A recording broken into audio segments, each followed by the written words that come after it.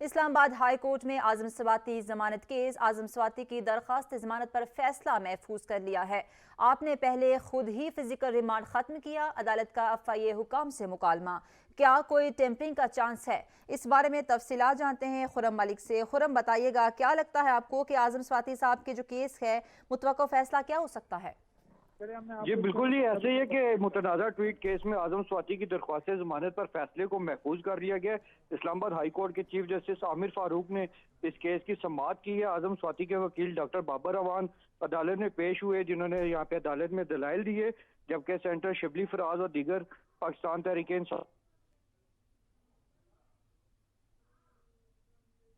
आजम Swati case की जो special prosecutor थे वो यहाँ पे पेश नहीं हो सके, और जबकि सरकार की जानिब से समाअत मुलतवी करने की इस्तदा की गई।